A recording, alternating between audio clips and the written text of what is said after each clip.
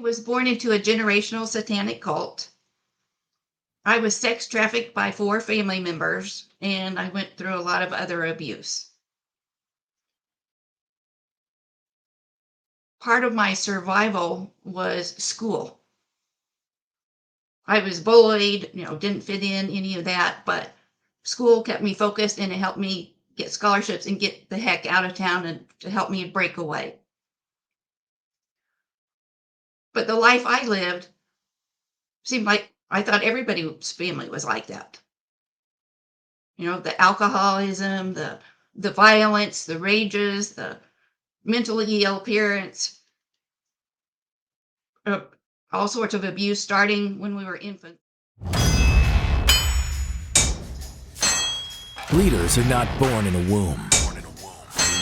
They are forged through heat, pressure, and a whole lot of sweat. The Fire Forged Leader podcast serves the audience through exploring leadership at work, in the community, and with the family, using a practical perspective and real-life experiences from the host, Steve Baumgartner, and his guests in The Forge. Now, it's time to enter the Forge with the Fire Forged Leader.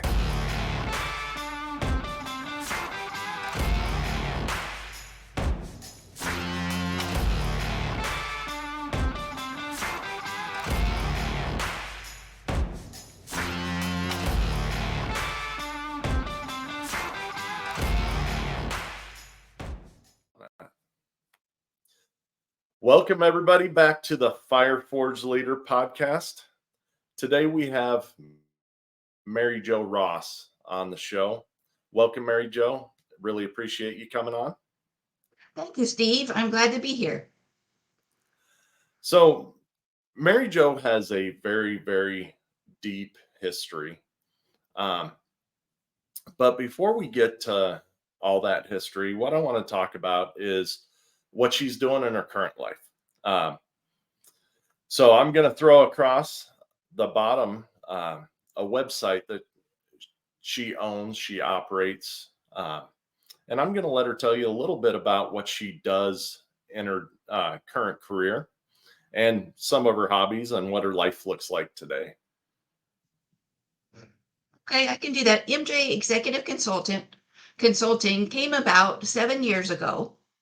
Before that, I had been executive director of 6 different nonprofit professional associations for 14 years and owned my own business for 10 years. And I did all that without never having a business class in my life. So about 8 years into the business, I decided, hey, I want to pivot. I want to do something else, but I'm still Superwoman. So I did not ask for help. Instead, I helped start a national nonprofit on top of everything else. So year 10 comes and I'm fried to a crisp. And I go to a retreat. They tell me, you need some spa time, you need vacation, you need to sit and think about what you're doing. And on the way home, on the flight, I looked at my calendar. Going back 3 years, I was traveling 26 weekends a year. Oof. No wonder I was fried. No kidding. So I thought, I'm going to sell my business. But I got laughed at because it wasn't prepared to sell. It was too dependent on me and I was a mess. So I made the very painful decision to close it down. And I also had, 6 nonprofits that needed to go somewhere else. And I decided the one option that they really had wasn't the best. And so I wanted to offer another one. So I helped another association manager create an oncology division. That's when I started my consulting. So I didn't, totally just leave them in the lurch. What I discovered after closing the business down, transitioning everything out, was I didn't have an identity anymore. I'd been my work. Single mom, 2 sons, no child support. That's all I'd done. And so it's taken some time to figure out who I am. Right. That's not related to work. But one thing I did was I decided that because there were things I didn't know, I went and was trained to be a small business transformation coach. So now I know the things that I didn't know the first time around. But I didn't really want to be a coach. I wanted to, and that's why it's consulting. I wanted to really work with women, small business owners, and help them avoid some of the mistakes I made. Yeah, so that's interesting, that differentiation you have in between coach and consulting. Um, so if I understand that correctly, you decided to go consulting because you wanted to go hand in hand, not just instruct. Is that correct? Right, or not just put everything. That's not me because I have all this experience and I prefer the more personal. Some people do better with a coach. For sure. So during that process, you also wrote this gem here, by accident, really, Yeah. right? Actually, this happened. I was trying different things because I really was focusing on, you know, helping people have it plan for an end to their business so they could sell it, exit planning, uh, succession planning, all those kinds of things. And I was having trouble or talk about emergency planning. Nobody wants to talk about that. They know they need it, but they're too busy in their business. So they don't want to stop and actually do something about it. So last fall, I came up with the idea about preparing business owners to go on vacation. And a friend of mine in a mastermind group came to me, and he's a publisher, and said, "Can we write a book together?" And so we had a great time putting all this together. So it's before, during, and after vacation. Things to look at. It's not so much for solopreneurs. It's more if you've been in business for a while and have some employees. But we also figured out that it's not just about vacations. If you have your business in great shape to go take a vacation without being attached to your phone and laptop and those kinds of things, your business is also prepared for disasters. So that kind of came secondhand with the book, but it's exciting because it's the same things you need to do when you're building a business. Not to mention, if you are prepared for both of those, you can also enjoy time with your family now, right? Right, that's the point. So that doesn't, I mean, that's not just vacations, that's not just disasters, but that's every night when you go home, when you leave the office. It's every weekend, which you have some pretty exciting times now that you know how to leave your business and venture the world. Well, it was great in December. We went on for 2 weeks to Antarctica. It was supposed to be our honeymoon trip on this cruise, but it got delayed twice because of COVID. But what I did ahead of time was I prepared what I could, and I decided I have to practice what I preach. And so I went 15 days without electronics. My Wow. husband couldn't do that, but I could do that. And so, but I did, I made it, I survived, and my business was still there after we got back. Nice. Well, that's something everybody should read. So the name of this book that we're talking about is "Can My Business Survive My Vacation? A Practical Guide for Business Owners and Managers Who Dream of Taking a Vacation."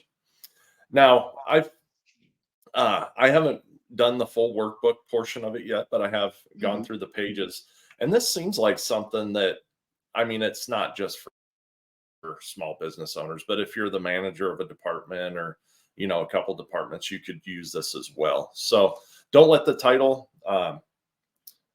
influence your decision. This is for any Mhm. leader out there. Here's the cover, beautiful cover, because it's all about vacation. I love that.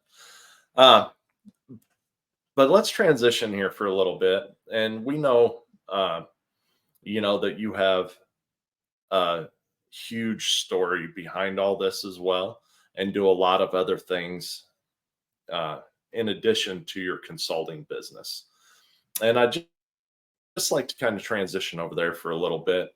And I'm going to take this site down and put up your other site for the remainder of the show, because I really want to get into this subject of really your past, and just for the audience, we're going to talk about some really sensitive subject matters. Okay. This isn't for little children. So I would like you to shut this down right now if you're listening to it in front of your children. It's not for little children to hear. And, really take this subject matter seriously.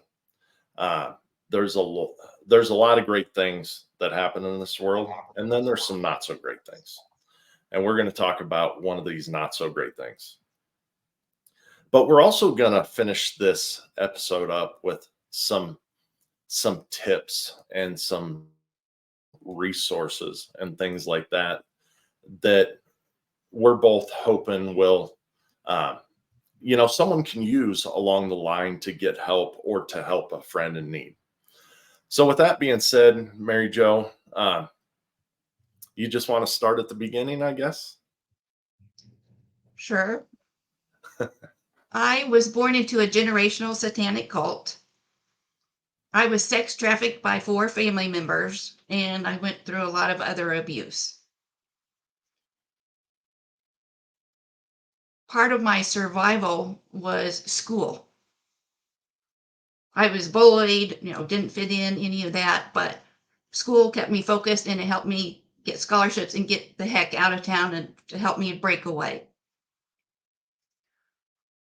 But the life I lived seemed like I thought everybody's family was like that.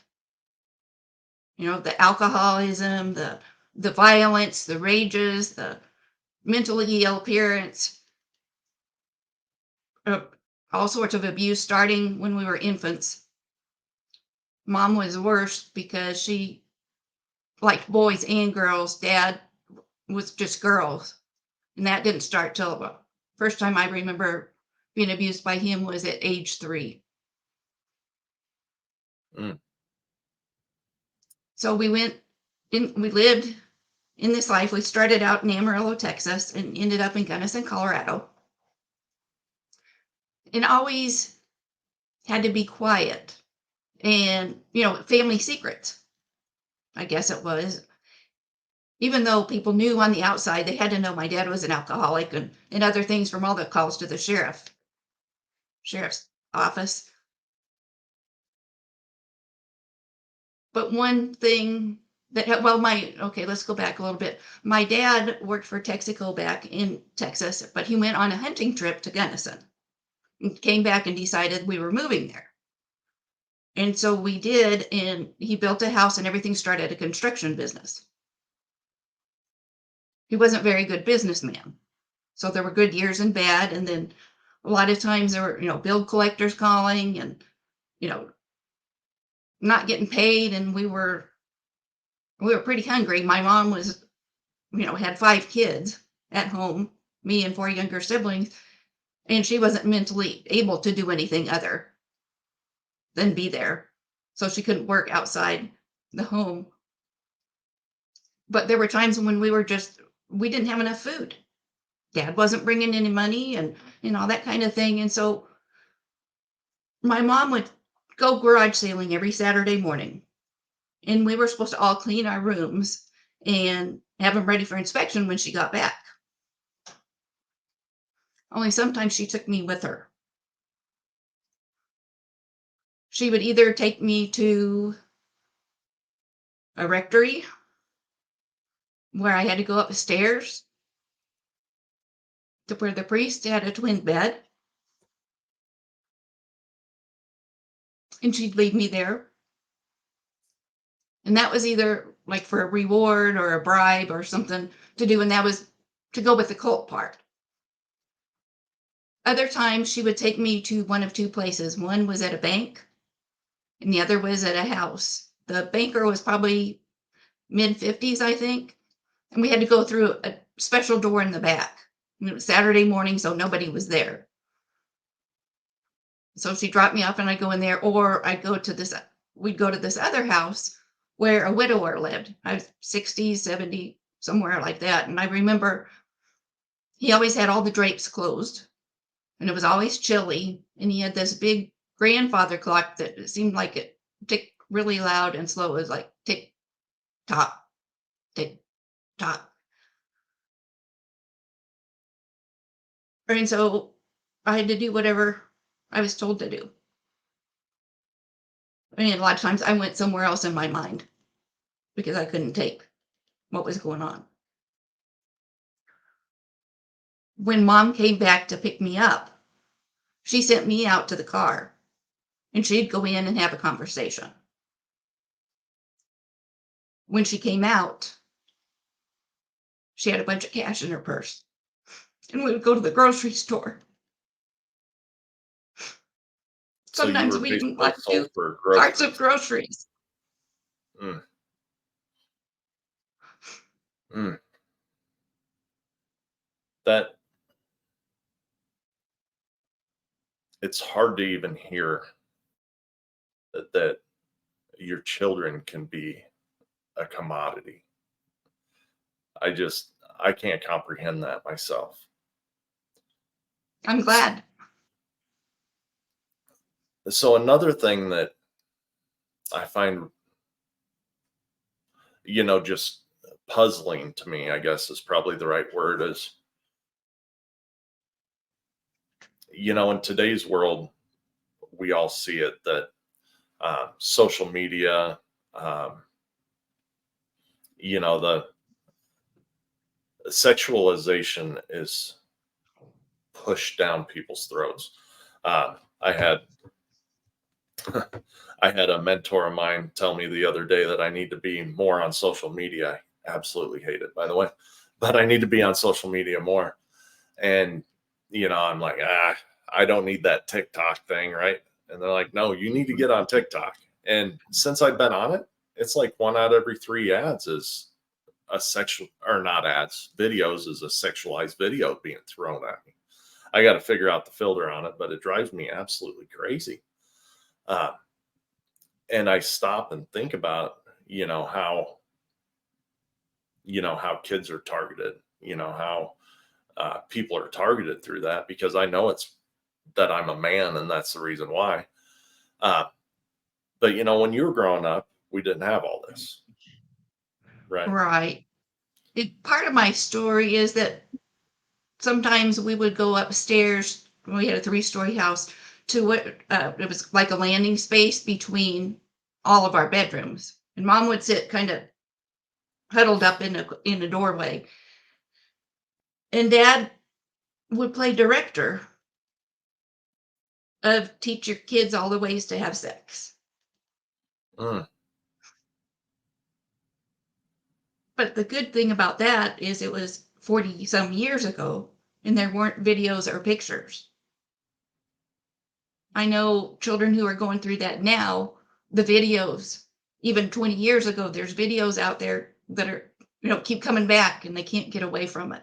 So I was fortunate in that regard. oh, absolutely. But not fortunate that it happened in general. So your father would distribute these things to a network. No, he did not take pictures or video. So I was fortunate he didn't do any of that. Oh, That's very okay. different than now because it was long enough ago that they weren't doing that at that point, or at least he didn't. So it was playing director live. I misunderstood. I thought maybe he was using, you know, tape reel or something.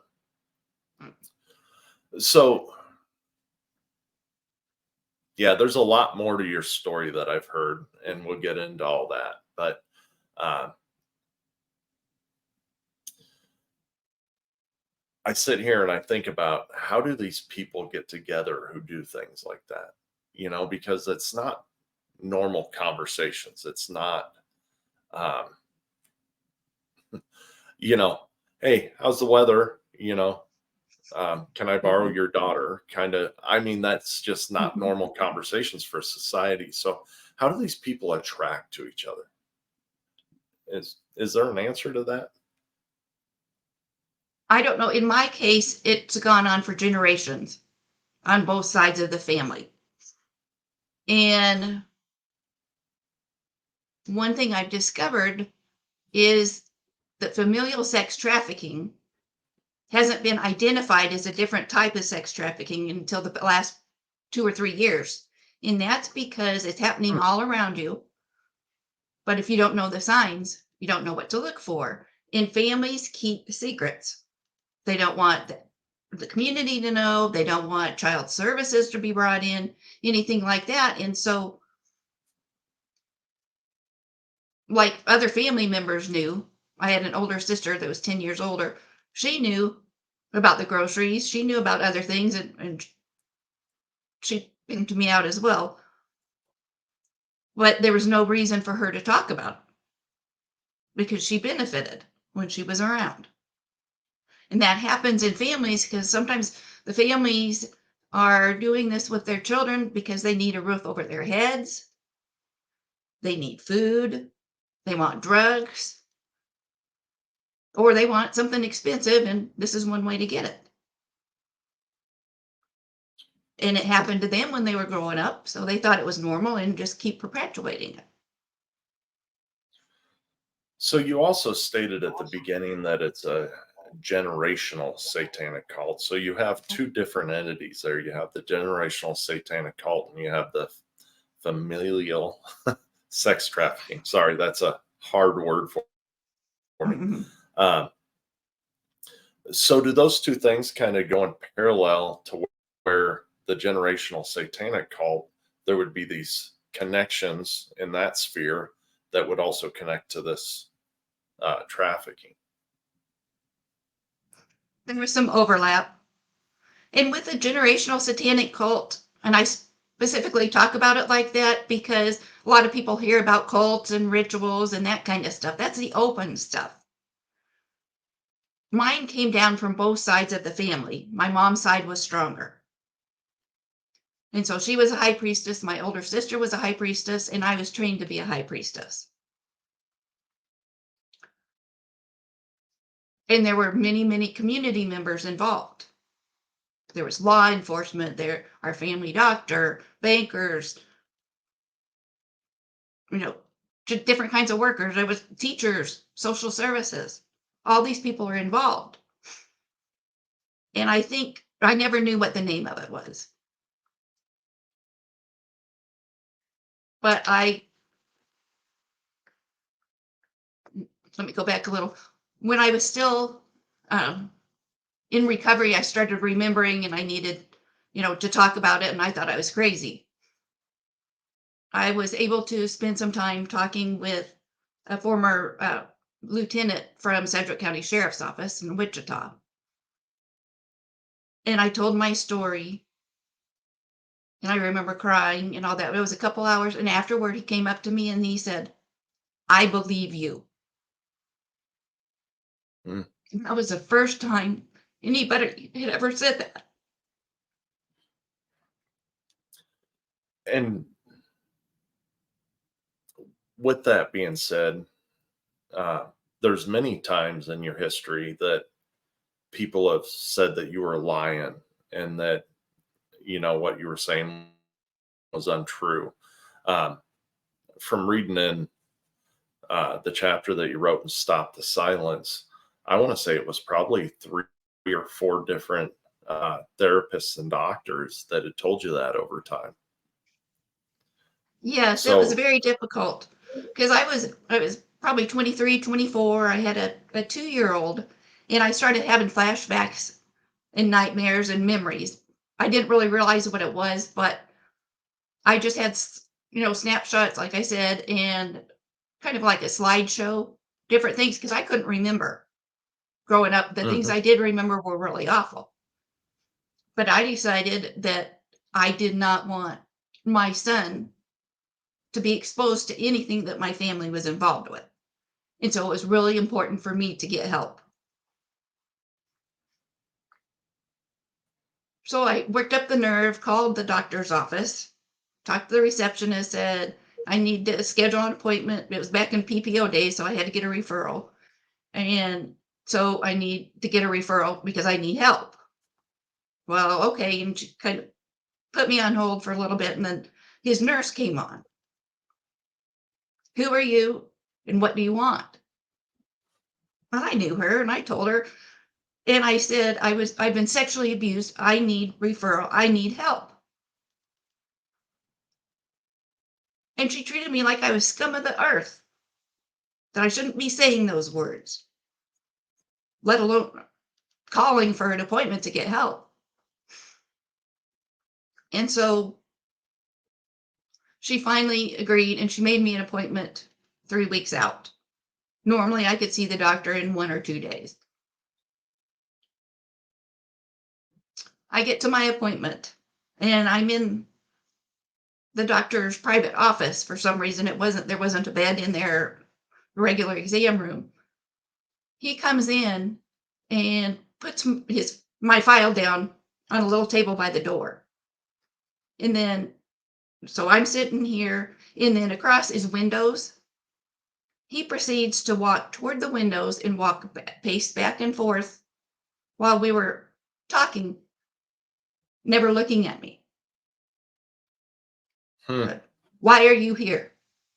I said, because I've been sexually abused and I need help. I need a referral. So he wanted specifics. And I couldn't give him any. It wasn't safe. And so he got upset with me because he kept prying and, poking and prodding, and I couldn't come up with anything. And so he decided that I made it all up, which was not true, and told me, I was making it all up. But I also am a bit stubborn.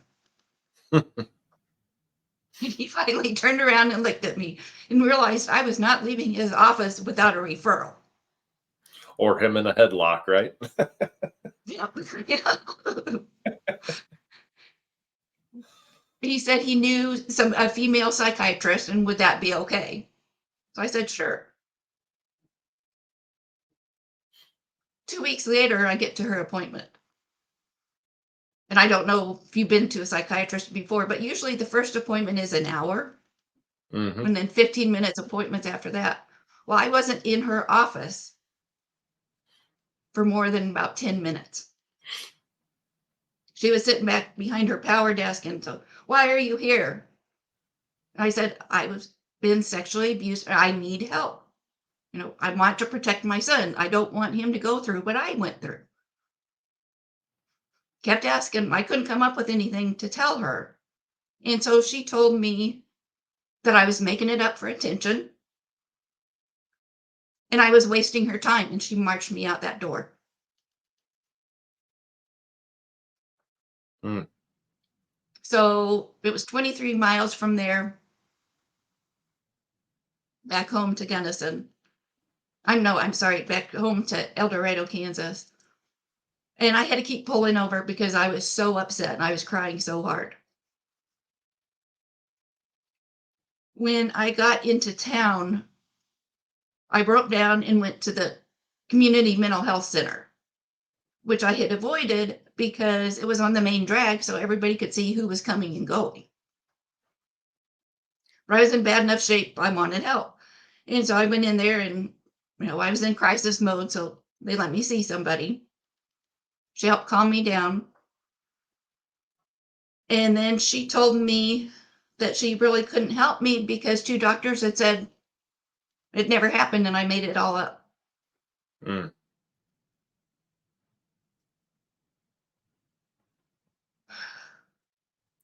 She did tell me that there was a 12-week adult children of alcoholics group coming up, starting the next week. And I thought about it, and that's like very tiny bit of the problem. Yeah. But I decided it was better than nothing. So I went through that 12-week group, and I ended up getting to know the social worker who led it pretty well. And he believed me. He knew I didn't make it up. And so he was able to connect me with a Christian counselor in Newton, Kansas. It was about 45 minutes away, who accepted me. Who, when I had to call her to see, we had to talk to see if she would take me for an appointment, anything like that. She was totally different. She wasn't prying. She wasn't, poking and prodding. Tell me, tell me, tell me. And she believed me. Hmm. She knew I needed help. So it was really important to me that I get as much help as I could. In the meantime, I'd gotten pregnant again, and my 2-year-old son and I were homeless for about 6 weeks. Ended up in an apartment setting. I drove 45 minutes each way twice a week for half-hour therapy. Because I Wow. was pregnant, that was kind of a God thing. Because then I had insurance. Because my ex-husband to be at that time had gotten fired from his job. And Medicaid paid for 2 hours a month of therapy. And so my therapist donated 2 hours a month. And I Wow. also went for group and did that kind of thing. About 6 months or so into it, the financial counselor comes to me and says, they're not going to cover you anymore. Your time limit is up. And so I wouldn't be able to get the medication I was on, and I couldn't continue therapy. So I dug in my heels and I went home and decided I wasn't giving up. And so I researched and stayed up all night and ended up writing a letter to 17 people, including the governor. And everybody I could find that related legislatively to health and human services, any social service, anything like that, saying, I have this problem. I'm dealing with these things. I'm not going to be able to have medication anymore. I'm not going to be able to have therapy anymore. What are you going to do about it? So what 2 weeks later, happened then? I had a lot of nerve. It was important. So 2 weeks later, I get a call from my social worker. And she said, I've been told to put all my cases on hold until I get you on Social Security disability. Wow. And it didn't happen that quickly. It took several months, but I did get on it. And she did find funding for me to continue until that kicked in. So through all that, you had these people who didn't believe you. There's some of that there was a lot of stigmas and people didn't want to talk about it and things like that. But also with trauma, there's a lot of blocking things out, and I'm sure a lot of details that you were missing and things like that. I know that happened to me in my own life. And when I get up on a stage and I'm doing some sort of presentation about my life, I always have something that comes back, right? And there's been times I've started crying up on stage when these things hit me. But I'm sure that the same happened to you where, I don't want to say that it was, let's just say it out, right? These people were assholes. Okay. Get it out there. But also, they probably had a problem connecting the dots because the story didn't make sense either because of all the things that got blocked out over time, because what you went through had to be huge trauma, right? I mean, you probably had Mhm. the ticking of the clock. I'm seeing that as you honed in on that so that you could go away, right? Mhm. So tell us a little bit about that. And, you know, you have vivid memories now of all that past. Mhm. And, I'd like to hear a little bit more about that. But really, how did all that come back to you so that you can tell your story today? It took a while. And there's still bits and pieces that pop up now and then. Of course, I had no idea about the ritual abuse. At that point in time, I was just thinking sexual abuse. But my therapist was able to handle that as well. At one point in time, I was in therapy in Kansas. My older sister was in therapy in New Mexico, and I had a younger sister in therapy in Colorado. And we all signed releases so our therapist could talk. So I have something that most survivors don't have. I have validation. They said we were telling the same thing. You know, it may be different from different age or, you know, position or, you know, whatever was involved, but we were telling the exact same things. And so for me, that helped because even though I felt I was crazy, I really wasn't. Huge validation. Yeah.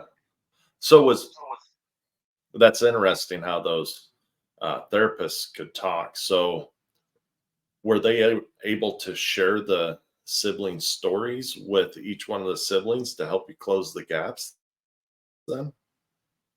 No, they just talked to each other and then came back and told us individually.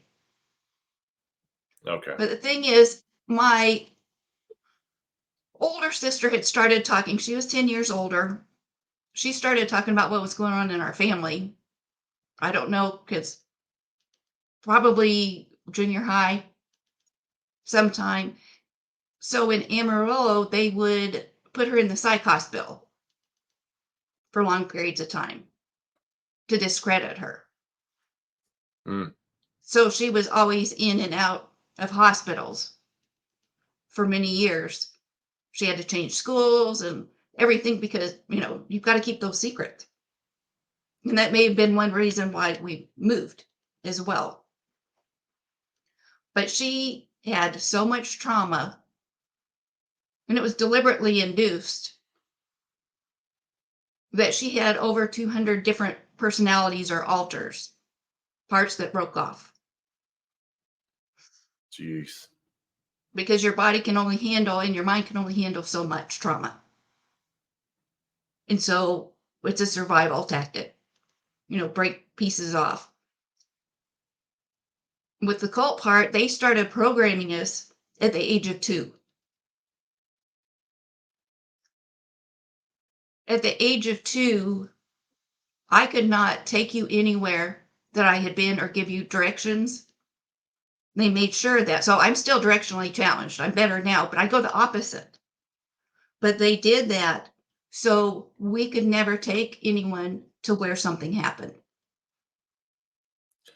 So they would teach you rights and lefts opposite or north, south, or they would just, I don't remember what all was involved, but I know it's just an automatic. I go left instead of right, or, you know, out the wrong way out of the door, or different things like that. But they did programming throughout the ages. And part of that was to make sure they had control because they can control part of the parts. It was like we lived a double life. Oh, there's everyday life. I babysat, you know, went to school, did some sports, that kind of thing. But I could never wear black. And at night, other things happened in the church, in a barn, in fields. Different things were going on. But our main person didn't know what else was going on. And for me, I had a really strong core. So when I had a relationship with God, I think that's why I only had 27 parts. And in therapy, I was so when you're able to talking, integrate them. so when you're talking parts, you're talking about the alter egos again, right? Did Right. did I Mm-hmm. call that correct? Personalities. It's called dissociative identity disorder now. Used to be multiple personality disorder. So what you're saying is, I'm just, for whatever reason, I'm imagining just this chunk of ice floating in the water, and you have weight that's getting off on the edge, and it gets to be too much and fractures off, and you have another piece of ice. So there's another Mary Jo, and that happens again, and there's another Mary Jo. So you're saying 27 times that happened, and then in therapy Right. you were able to rejoin. The thing is, it's not just, I had a really strong core. The different parts came out as they could be male or female, violent, angry, protecting, a little child, crying in a corner, trying to hide, all different. They were all different purposes. Hmm. So were those kind of like go-tos during different situations? That would, if say you were experiencing an incest, for example, one of those would become more active. I don't really understand how all it works. There were drugs used or wine stuff put in there, so I don't know. I just know what I Okay. lived through. Yeah, that's I mean that's a heck of a I don't even know what to say with that. I mean, it's a protection mechanism, so thank God it's there, right? But at the same Mhm. time, every time that something breaks, you have to heal again. So I mean, that rejoining had to been a tremendous process. Um, I kind don't of going, understand it from a mental health perspective. I just know what I went through. oh, I totally get you. Uh, Going back to the generational satanic cult, right? Most of us know what we've seen in movies, which I can't imagine that that's anywhere close to being accurate. Um, so, growing up in that, what are some of the similarities and differences in between, what people think it is to what it really is? Does that make sense? Hmm. I think the biggest difference is it was so secretive. There was human sacrifice. There was animal sacrifice. There were different rituals that happened, including one that happened. It happened to be at an altar at church when I was 11. And before it happened, a couple guys who were preparing for it said, if there was a God, the church would strike down, God would strike down the church and burn it. After the ritual was over, I felt a warmth when I was in the arms of Jesus.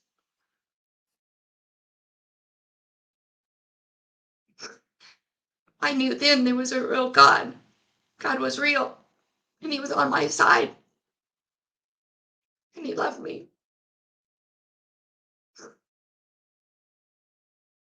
So I kept That, up with that relationship.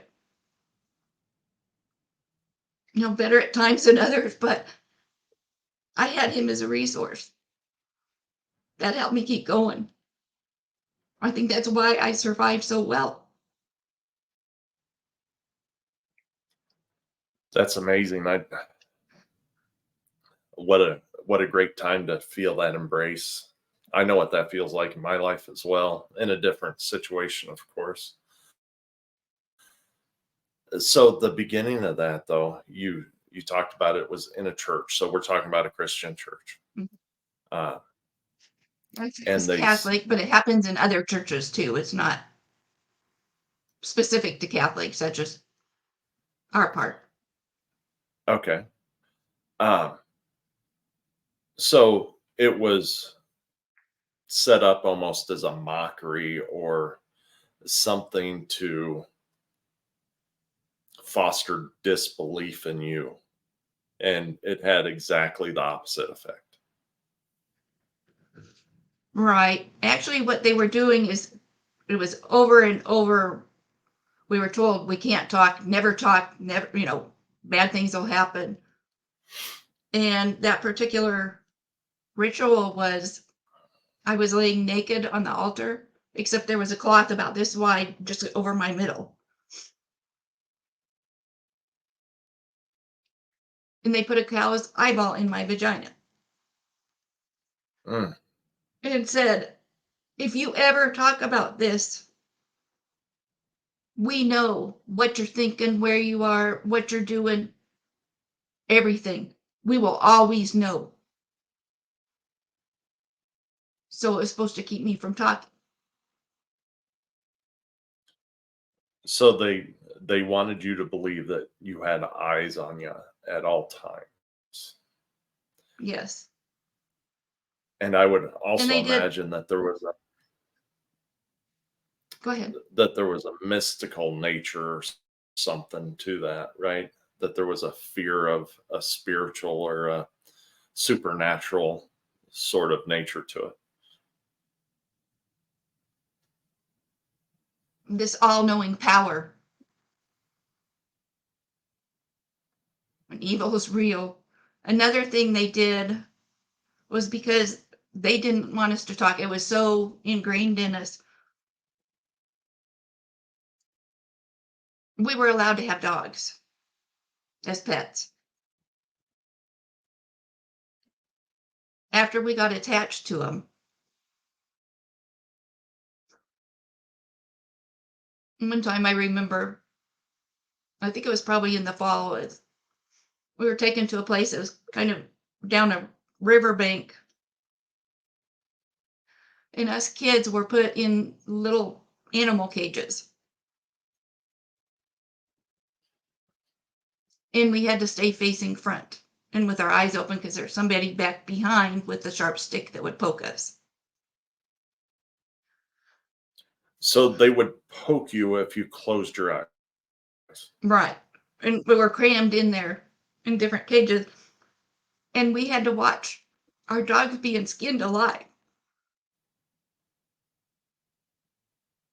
So they would And they allow you to said, get an animal just so that they would get skin it attached. alive.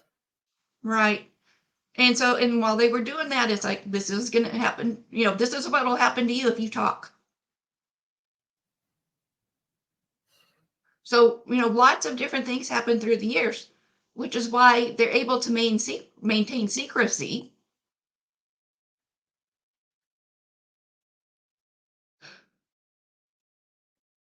But I'm talking now.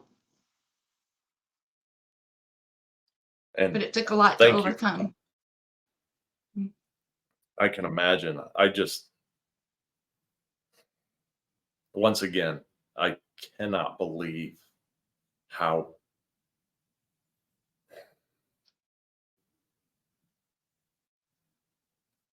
I I cannot believe is not the right phrase, and that's why I stopped. I have a hard time understanding how such evil can flourish, and it just sickens me to hear about that. So you talk about being in cages after getting attached to this animal and having it skinned alive in front of you. You also mentioned, and we haven't come back to it, that there was also human sacrifice in this satanic cult. So how did that look? Was it a volunteer or was it something else than that? No, actually, I remember times when mom would go pick up somebody from the bus station. Sometimes it would be somebody that was homeless. And then they would disappear until it was in the night during the ritual. Didn't happen all the time, but there were definitely human sacrifices. Trying to, Mm. went right in with all the evil and all that power. And besides things like that. There was also orgies and that kind of stuff, free for all. So that kind of overlaps with the other part of my abuse. Right. And when I don't know how to state this very well, but it seems like when morality goes away in certain areas, that it's easier to carry on. Some of this is, I can't even imagine what it's like to be you, Mary Jo, because it's overwhelming just hearing about it. Getting where it's imagination in my mind, it's very real for you. So I can't thank you enough for how much you've shared already. Uh, I and do want to let you know that I denied everything for a long time because it was just too painful. I remember going around telling people that all my 5 brothers and sisters were sexually abused, but I wasn't. That's mm, just part of it. It was like, I didn't want to believe it because it was so awful. And so it took a lot to come to terms with that. well, there's a huge portion of us when we go through trauma that just want to be normal, right? That want to have a normal life and just forget that everything happened and start here and move on. But we talked about this a little bit beforehand, but I found in my life, the more that I talk about it, the more blessings are bestowed upon me. And you mentioned that as well. So uh, you have a beautiful life right now. And, I- uh, I love watching, your Mhm. travel escapades with John and, all that. And I love seeing you two happy together. And you, Well, thank you you. paid to get I there. had a broken picker when it came to relationships for many years. But God put John in my life. And it was right after I had made the decision to close my business down. We met online, some over 50 thing. I can't remember which one it was. And he was a pain in the neck because he No was very way. persistent. And I knew I was in the middle of putting on a Fort State conference with all these accreditation, all these things going on. And he was like, he wanted to talk. So via email and text, I knew he was a talker. And so I kept putting him off. And it was funny the other day, we just celebrated our 3rd anniversary, our wedding anniversary, and then our 6-year anniversary of meeting. And he was going back through all those texts. He said, I was a pain. I see now what you were talking about. But he's a great guy. And I guess he really wanted to impress me. So we basically did 5 dates in one the first time. And he'd already asked me for a second date to take me to church the next day. Wow. That's awesome. That is awesome. So, of course, I got to ask. Uh, Relationships are really hard. It's really hard to trust again. After all of the things that happened to you. Um, Obviously, you and John have an awesome marriage. You know, I find it hard not to like John. Don't tell him I said that, but uh, anyhow, he's a very likable guy. But at the same time, you have all that trauma that Mhm. overrides those things that should be natural, right? And so, how do you overcome some of those things in your everyday life with not only John, but being out in society, being at a restaurant, um, some of those trigger points?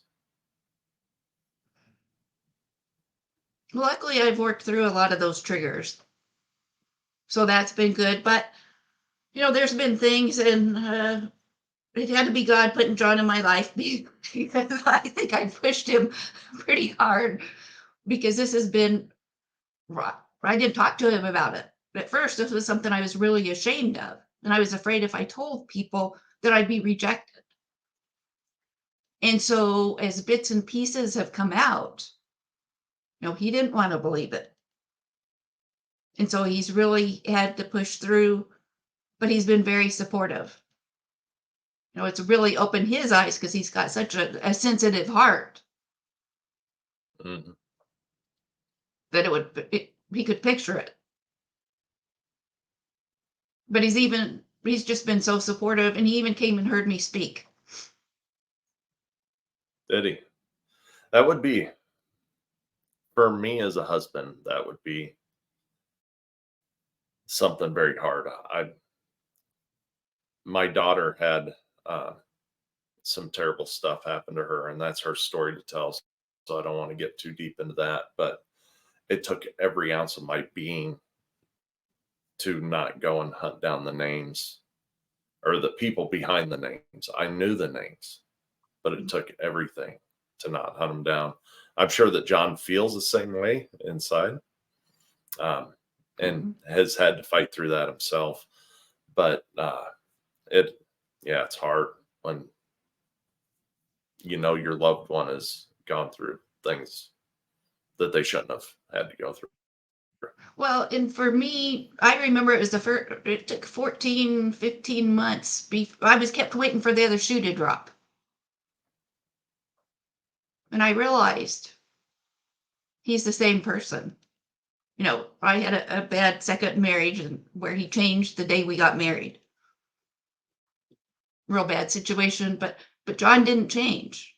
And he was consistent, and he was loving, and his family opened up to me. I met 23 or 28 of his relatives in the first 3 months. So I went from having no family besides my two sons and daughter-in-law to having this huge family welcoming me. And that's been such a treat for me, that family who's loved on me and supported me, because when I started therapy and did all that, I had to completely sever ties with my biological family. So it was like a huge gaping hole in my life until I have, the family I have now. I would stay in relationships too long, but it was because there was a family. Didn't matter if it was messed up, but it was still family. And so I'm just thankful that I've done a lot of healing, and God brought us together, and I thank God for him every day. So you got to tell me though, these other 28 family members, do they have as tacky a jokes as he's got? Usually he's the one hamming it up. Oh, okay. Good, because the world can only handle so much. That's right. So you brought up an interesting point though about severing ties with your family. And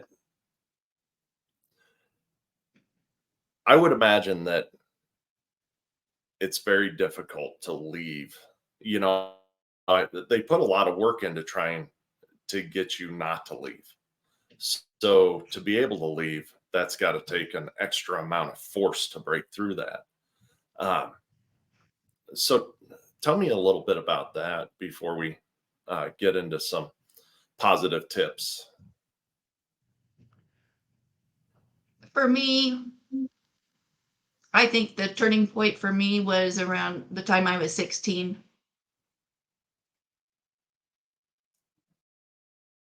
There's just some pretty traumatic things happened. I'm not going to go into it.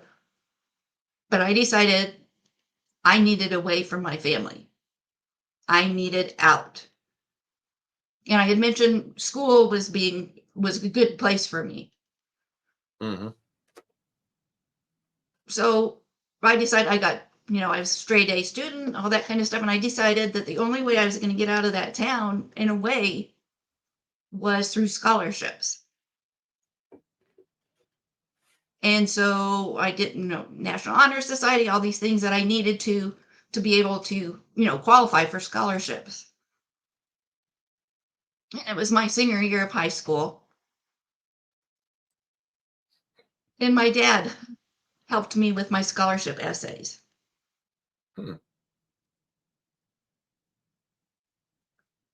That was also when he committed suicide. It was the night of the last mash, and It I was had to the get a night key of the from last what? MASH, the Oh, show, that show? Okay. So that's and I an was the in last person. Pardon? that's that's interesting that your dad helped you at the same time that he committed suicide. Was that do you believe that that was his way of trying to make things right? Well, basically, with the generational satanic cult, you're not supposed to leave. That's not an option. You commit suicide or you have an accident. Basically, there's a few of us who've gotten out, but that's not the typical thing. He had been in the psych hospital with depression in Denver for a couple weeks before he got out and before he came home and did all that. They just didn't find his body for 10 or 11 days, but we knew it happened. But I was sad because he didn't know the results of all the scholarships. Mm.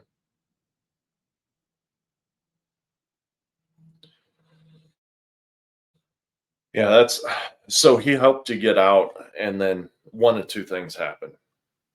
Either his depression took over or someone from the cult helped him along his journey, right?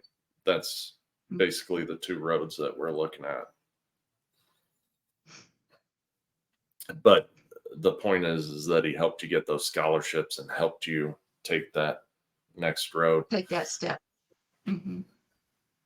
Were you ever, and I'm going to use the word haunted because these people are seem like ghouls to me at this point in time, but were you haunted by this cult after you went to college? I don't think so much while I was in college, it was after, because I married a guy who had multiple addictions. Some I knew about, some I didn't ahead of time, but my mom was scared of him and she didn't like him at all. And so that kind of helped run interference. That was just one more reason to get married because she didn't want anything to do with him. But when we were going through the divorce, that made me very vulnerable. Different family members kept contacting me and trying to, you know, establish a relationship, get me to go places, talk to him, different things. And I remember there was some programming because there were times where the phone would ring and then a tune was played. Mm. And I could never tell you what that song was or whatever, but it was like that was a trigger thing. So they tried to do different things. I had to move. Well, the boys and I had to move at one point because they really wanted to get back. They really wanted me and were really pushing. And thanks to being able to do that, we were safe. What happened is somebody who looked like one of my brothers parked outside of our old house for almost a week during spring break one year. Mm. And I think it would have been a snatch and grab, kidnap us and take us back. Wow. One thing I did was I met, you know, the lieutenant, and so he became my buddy. It was like I had a bodyguard kind of deal, and he introduced me to uh, a homicide detective with the Wichita PD. So I had these buddies. They had me speak at a law enforcement conference. Wow. I was a surprise speaker, and that was a way of starting to become public because I had to do things to protect myself and the boys because if something happened to me, I wanted it investigated. I was going to do whatever I could to protect my sons. And so I ended up being interviewed on the community radio station. They also interviewed law enforcement and a psychiatrist and a priest and, different people, did a whole series. And then I was on a Wichita radio station too. The purpose of all that was telling my story so people would know. And that was protection. That's what I had to do to survive and protect us. The boys and I did have to go into safe houses a couple different times. So really the biggest protection that you got is exactly what they didn't want you to do, and that was speak out. Hmm. That's right. So this is probably more of a statement than a question, but in your story, you talked about a couple of different moves, and some of them were state to state. So what that tells me is that this isn't an isolated thing, that these satanic cults, these trafficking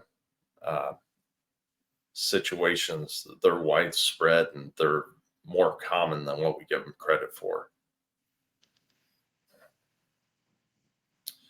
So that really brings us into kind of tying this up with some tips and tricks or tips. I don't even know what I was trying to say. Let's just say tips. Okay.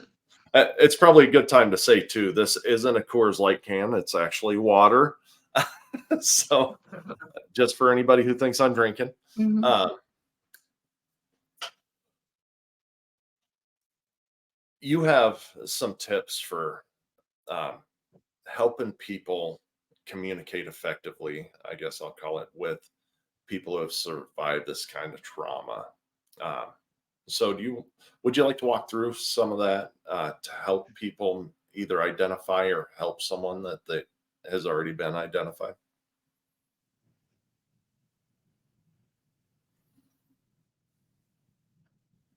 What I'm going to share is from my experience through the years and what helped me Okay. and what didn't.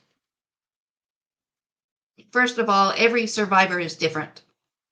The abuse was different, how they dealt with it was different. And so it's not like a one size fits all thing to do. One thing I just thought of is it's not a good thing to come up behind a survivor without making noise or alerting them that you're coming behind, So because it could cause like flashbacks, hey, Mary they Jo, may how are you doing? fight back.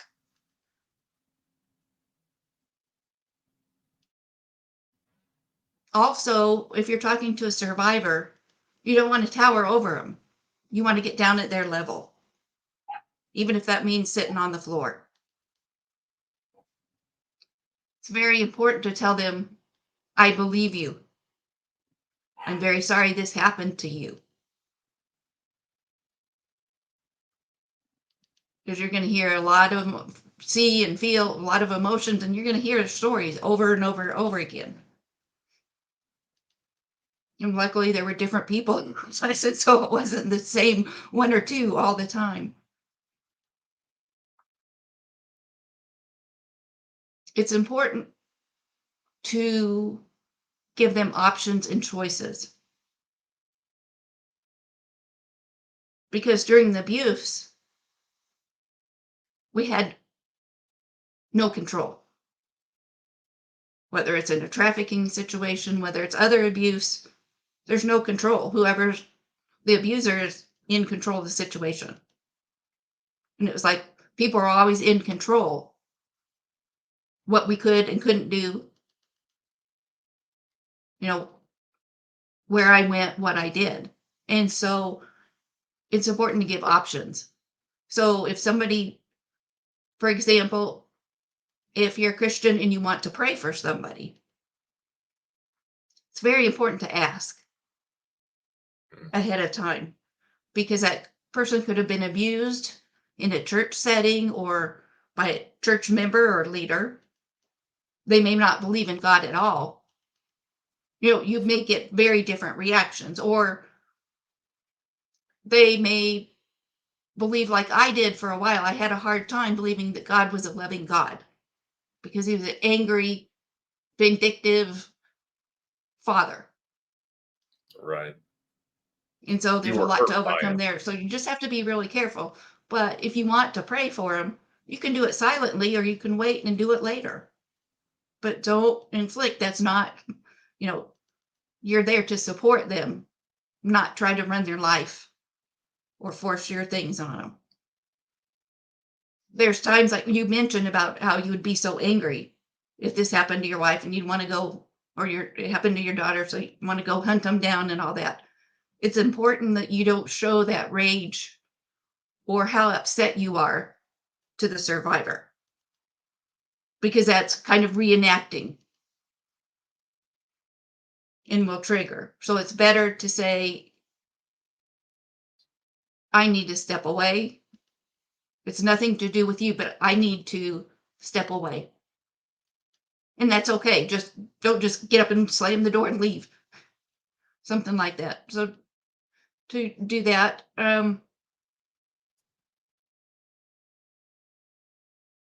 realize touches could be very different.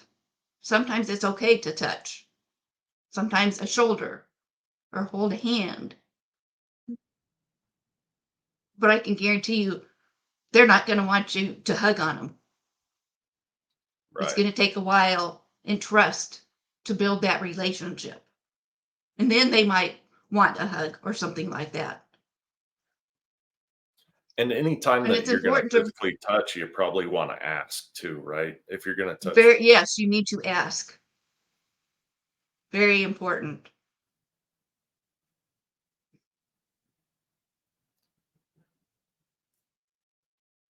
It's also important to take care of yourself because you're no good to the survivor if you have your own issues and you've been triggered and you're dealing with your own trauma. Because you have to remember that that survivor is not there to help you and your emotions. That's not, that's not a good place to be. Also, I've known people who are very condescending and looking down like, oh, well, you're dirt kind of deal. Mm. That's a really bad mood. You don't need to be anywhere around. You need to find something else to do with your life. Like that One doctor, of the nurse, and worst things you can, psychiatrist. pardon? Like the doctor, nurse, and psychiatrist. Mhm. One of the worst things you can do is say, I know how you feel. It's going to set people off because you were not through, you did not go through their experience. You have not dealt with it like they did. And it doesn't matter, even if it was similar, you do not know how they feel. All that's going to do is make them mad.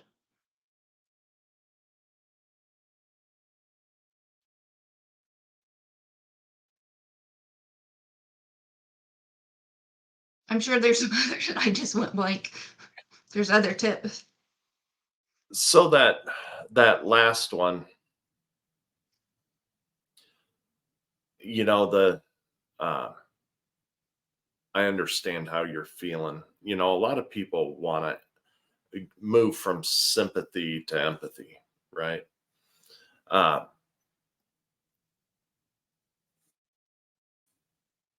is there a difference in between saying something like, "Yeah, I understand what you're going through." I mean, that's what you said not to do. But Right.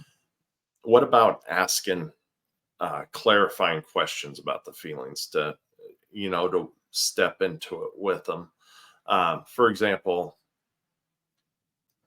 would that be the same feeling as when I experienced this? I was feeling this way in this situation. Would that be a similar feeling? Is that more of a It's a safe way different to approach. And so you just really have to play it by ear. That would be a much better way to approach it. Okay. Uh, yeah. And Oh, go oh, ahead. I was I'm just sorry. gonna no, I'm sorry. And I was just gonna say with the condescending people and people looking down, it's like You're not better than the survivor is. You're fortunate that you have not experienced what they have. Amen. Amen. So that is a lot to unpack. Once again, I wholeheartedly appreciate you being on here, MJ. And let me tell you, I believe you. Thank you. This is I can't imagine how hard it is to tell your story, but I also can't imagine how many people it's going to impact over time. And just as we talked I before, Mhm.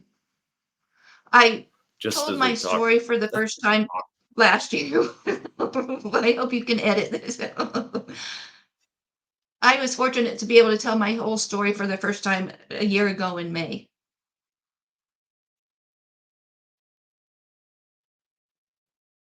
And after that, I felt a calling that I survived it. I have a wonderful life, and it's time for me to share my story. And so some great things have happened. I did a podcast and said, okay, God, I'm doing what I'm being called to do. Posted on Facebook and LinkedIn. And the next thing I knew, I got called by a senior author of Stop the Silence, Thriving After Child Sexual Abuse, asking me to write a chapter. I've been asked to speak at different events. I just completed a module on familial sex trafficking for Nurses United Against Human Trafficking. They have a whole course on trafficking if you want to learn about it. And it's just been really interesting to see how turning it over to God and following his lead has led me. So I don't know what's going to happen tomorrow or in the future, but it's great. And tears for are sure. healing. Agreed. I don't know if you noticed, but I started getting a little bit watery there too towards the end. So it's an amazing story. Once again, thank you, Mary Jo. So speaking about social media and places where they can find you, of course, if you're watching this on YouTube, I have her link to go out to the website, which is www.maryrjoross.com. Where else can the audience find you at, Mary Jo? Well, I tend to be a lot on LinkedIn. So they can find me there either under MJ Ross or Mary Jo Ross. I am on Facebook some, but not a whole lot. But it's really better to reach me through the website or LinkedIn. All right. Well, this is, I'm going to be thinking about this one all night long. What my plan for this episode is, of course, like what we talked, is package it up with a couple other speakers looking at this issue from a couple different angles. You're the first part out of many. Definitely appreciate you. I can't say that enough. Really appreciate you putting your story out there. Don't stop that. It's a tremendous story, and it's one that people need to hear. So with that being said, we're going to go ahead and wrap this thing up. And once again, God bless and thank you, Mary Jo. Thank you, Steve.